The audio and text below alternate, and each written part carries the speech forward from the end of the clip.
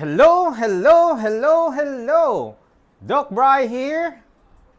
Our menu for today: beef steak Tagalog. Our main ingredient: beef tenderloin, pressure cook together with calamansi, piniga, and also the low-carb savor chili mansi, a perfect match, and salt and pepper. May maiiwan na sabaw, huwag niyong itatapon, gagamitin po natin yan. With also, prinitong onion sa coconut oil. Then, meron tayong bawang at sibuyas. Panggisa ng beef steak Tagalog. Yaya Cook, come on! Igisa ang bawang at sibuyas dun sa pinagprituhan natin ng white onion. Hintayin natin na lumabas ang kanyang aroma. Pag lumabas na ang aroma, pwede nating ihalo ang tambog natin ang beef tenderloin. Yan. Napakasarap. Hintayin ninyong sipsipin ang katas at nung aroma nung sibuyas at bawang. Yan. Pwede kayong magdagdag ng konting pamienta or pwede ring asin kung kulang yung lasa. Ayun. Sige. Go, go, go, go. Ayun. Asin, asin, asin. Tapos, mekos-mekos, halo-halo. Ayan na, yung sabaw.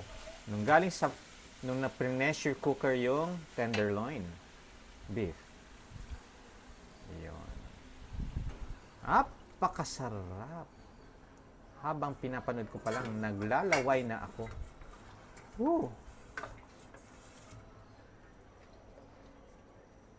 Diretso, hayaan nating kumulo-kulo. Pagkatapos lagay yung sabaw, atin ng tatakpan, hintayin nating kumulo at medyo mabawasan yung tubig. Na after kumulo, iyon. Yan na ang itsura niya. Napaka-juicy. Okay? Tapos, papatong na natin ang fried white onion. Tapos, mekos natin. Grabing juicy. Wow! Perfect na perfect. Wow! This is Yaya Cook version of low-carb beef steak Tagalog. Okay? Ito na yung protein requirement natin for today.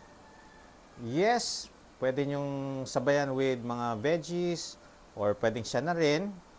Okay? Be healthy.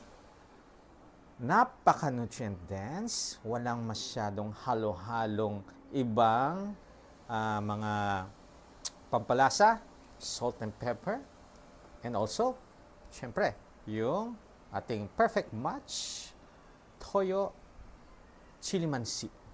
Very nice. Hope you enjoy. When we adapt, we will evolve.